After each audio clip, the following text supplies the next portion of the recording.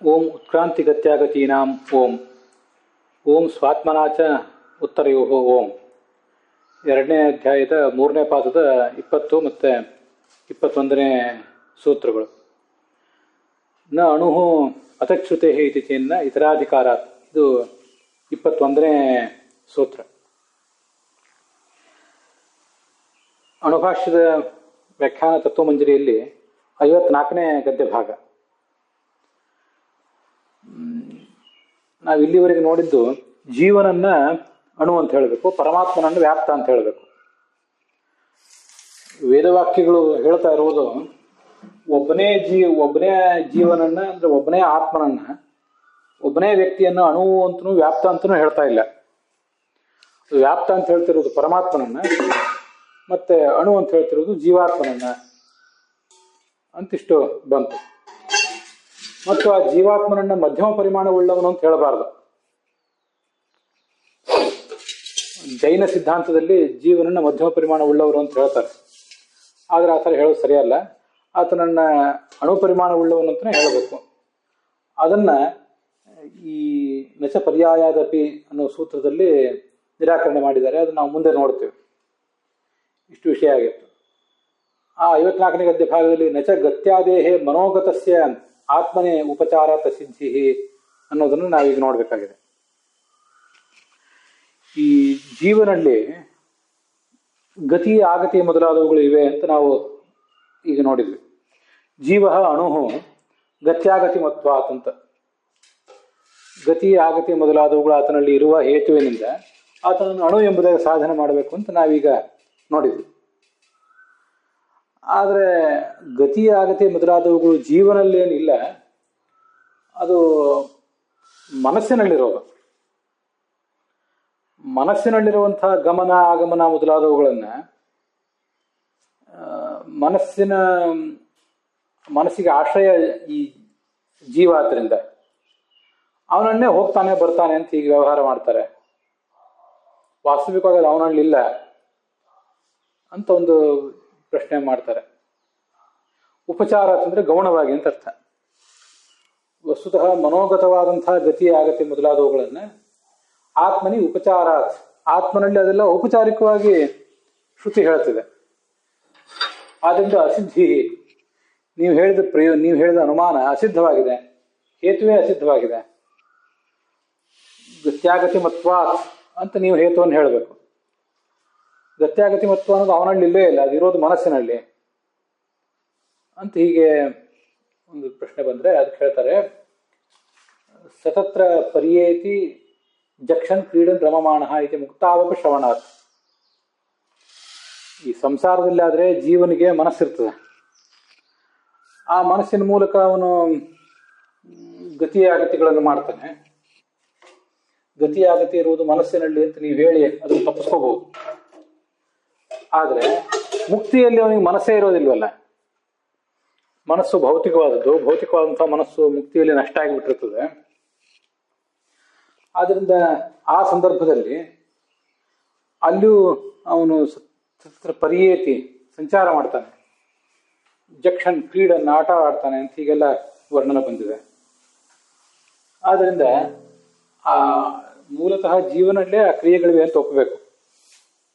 ಅದ್ಯಾವುದೋ ಮನಸ್ಸಿನಲ್ಲಿರುವಂತಹ ಕ್ರಿಯೆಗಳನ್ನ ಈ ಜೀವನಿಗೆ ನಾವು ಔಪಚಾರಿಕವಾಗಿ ಶ್ರುತಿ ಹೇಳಿದೆ ಅಂತ ಭಾವಿಸಬಾರದು. ಅದರಿಂದ ಅದು ಸರಿಯಲ್ಲ ಅಂತ ತಾತ್ಪರ್ಯ. ಮತ್ತೆ ಈ ಮುಕ್ತಿಯಲ್ಲಿರೋದನ್ನ ಇಲ್ಲಿ ತಗೊಂಡಿದ್ದಾರೆ, ಇಲ್ಲಂತಲ್ಲ.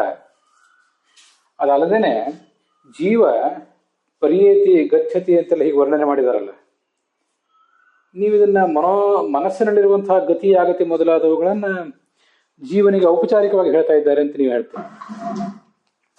ಹಾಗಾದ್ರೆ ಅವನು ತಾಯಿಯ ಗರ್ಭಕ್ಕೆ ಬರ್ತಾನೆ, ಆಮೇಲೆ ಹುಟ್ಟಿ ಕೆಲವು ಕಾಲ ಜೀವನ ನಡೆಸಿ ಮುಂದೆ ಸಾಯ್ತಾನೆ ಅಂತ ಹೀಗೆಲ್ಲ ವರ್ಣನೆ ಇದೆಯಲ್ಲ. ಸತ್ತು ನರಕಕ್ಕೆ ಹೋಗ್ತಾನೆ, ಸ್ವರ್ಗಕ್ಕೆ ಹೋಗ್ತಾನೆ ಅಂತ. ಇದೆಲ್ಲ ಮನೋಗತವಾದದ್ದು ಅಂತ ನೀವು ಹೇಳಿ ತಪ್ಪಿಸ್ಕೊಳ್ಳೋದು ಉಚಿತ ಅಲ್ಲ. ಮನೋಗತವಾದದ್ದಾಗಿದ್ದರೆ ಅವನು ಹೇಗೆ ನರಕಕ್ಕೆ ಹೋಗೋದು? ಅಥವಾ ಮನಸ್ಸು ನರಕಕ್ಕೆ ಹೋಗಿ ಇವನು ಇಲ್ಲೇ ಇರ್ತಾನೆ ಅಂತ ಅರ್ಥನ?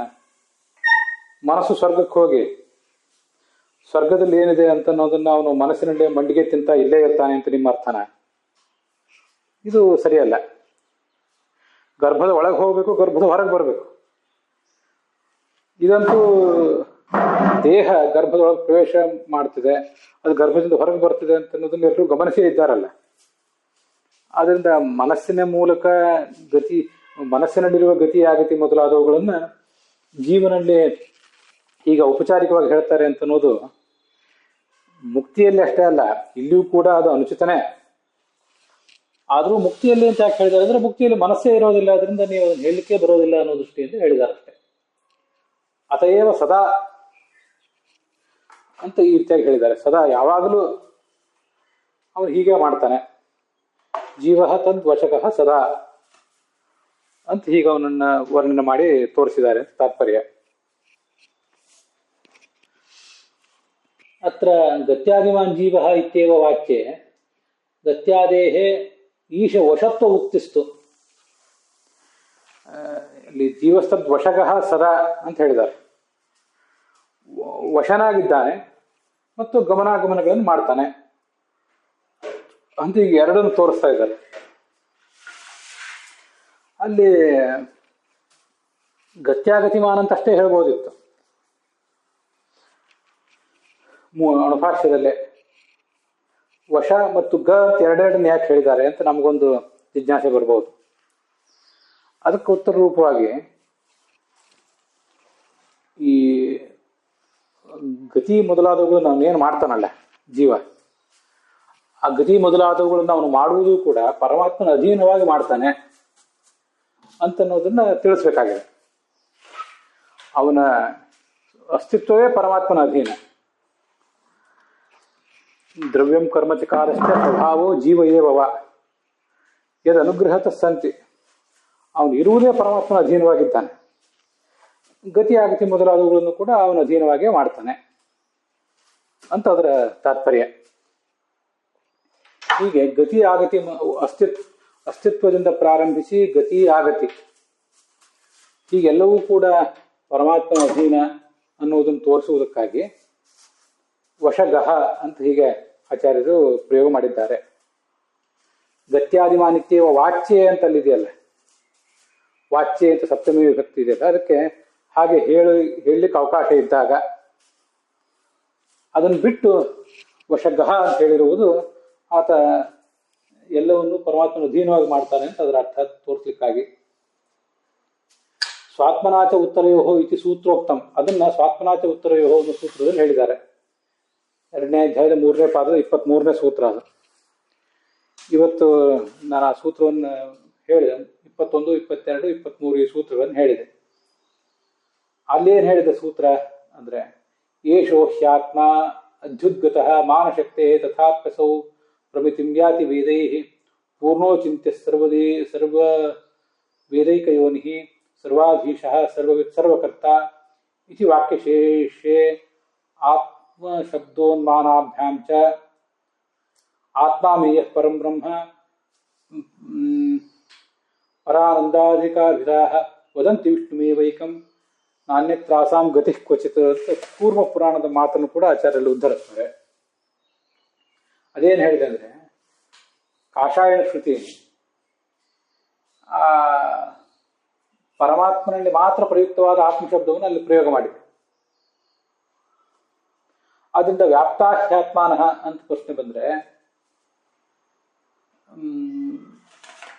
ಮತ್ತೆ ಅವರೆಲ್ಲರೂ ಕೂಡ ಸರ್ವ ಪರಿಮಾಣಗಳನ್ನು ದಾಟಿದವರು ಅಂತ ಹೀಗೆ ಪ್ರಶ್ನೆ ಬಂದ್ರೆ, ಅದೆಲ್ಲದಕ್ಕೂ ಕೂಡ ಪರಮಾತ್ಮನನ್ನೇ ನಾವು ತಗೊಳ್ಬೇಕು ಅಂತ ತಾತ್ಪರ್ಯ. ಪರಮಾತ್ಮನನ್ನು ಬಿಟ್ಟು ಎಲ್ಲವನ್ನೂ ದಾಟಿರುವಿಕೆ ಅನ್ನುವ ಗುಣ ಅವನಲ್ಲಿಲ್ಲ.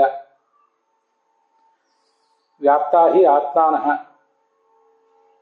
ವ್ಯಾಪ್ತರಾಗಿದ್ದಾರೆ. ಚೇತನಾಹ ನಿರ್ಗುಣಾಶ್ಚ ಸರ್ವಾತ್ಮಾನಃ, ಎಲ್ಲ ಕಡೆ ಇದ್ದಾರೆ. ಸರ್ವರೂಪ, ಎಲ್ಲ ರೂಪಗಳು ಆ ಪರಮಾತ್ಮನಿಗಿವೆ ಅಂತ ಹೀಗೆಲ್ಲ ಅಲ್ಲಿ ವರ್ಣನೆ ಬಂದಿದೆ. ಹೀಗೆ ಪರಿಮಾಣರಹಿತವಾದಂತಹ ರೂಪ, ಅದು ಮಿತಿರಹಿತವಾದಂತಹ ರೂಪ ಇರುವುದು ಅವನಿಗೆ ಅಂತ ತಾತ್ಪರ್ಯ. ಮತ್ತೆ ಕೂರ್ಮ ಪುರಾಣ ಹೇಳ್ತದೆ, ಆತ್ಮ, ಅಪ್ರಮೇಯ, ಪರಬ್ರಹ್ಮ, ಪರಾನಂದ ಮೊದಲಾದ ಶಬ್ದಗಳು ವಿಷ್ಣುವನ್ನೇ ಹೇಳ್ತವೆ. ವಿಷ್ಣುವಿನಲ್ಲೇ ಅವುಗಳಿಗೆ ಮುಖ್ಯ ಪ್ರವೃತ್ತಿ. ಅಮುಖ್ಯ ಪ್ರವೃತ್ತಿ ಬೇರೆ ಕಡೆ ಇರಬಹುದು, ಮುಖ್ಯ ಪ್ರವೃತ್ತಿ ವಿಷ್ಣುವಿನಲ್ಲೇ ಅಂತ ಅರ್ಥ. ಹೀಗೆ ಸ್ವಾತ್ಮನಾಚ ಉತ್ತರಯೋಹನ ಸೂತ್ರದಲ್ಲಿ ಎಲ್ಲವೂ ಕೂಡ ಈಶನ ಅಧೀನವಾಗಿದೆ, ಅಧೀನವಾಗಿದ್ದೇ ಇವನು ಗತಿ ಆಗತಿಗಳನ್ನು ಮಾಡ್ತಾನೆ. ಅದನ್ನ ಸ್ವಾತ್ಮನಾಥ ಉತ್ತರಯೋಹನ ಸೂತ್ರದಲ್ಲಿ ಹೇಳಿದ್ದಾರೆ. ಅದನ್ನು ಸಂಗ್ರಹಿಸಲಿಕ್ಕಾಗಿ ಆಚಾರ್ಯರು ವಶಗಃ ಅಂತ ಹೀಗೆ ಹೇಳಿದ್ದಾರೆ.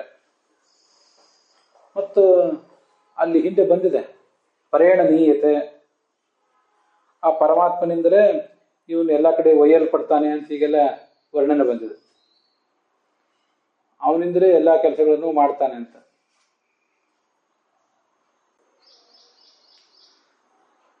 ಸ್ವಾತ್ಮನಾಚ ಉತ್ತರಯೋಹ ಅನ್ನುವಲ್ಲಿ ಪರೇಣ ನೀಯತೆ, ಪರೇಣ ಜಾಯತೆ, ಪರೇಣ ಕರ್ಮ ಕುರುತೆ ಅಂತ ಒಂದು ಶ್ರುತಿಯನ್ನು ಆಚಾರ್ಯ ಉದ್ಧರಿಸಿದ್ದಾರೆ.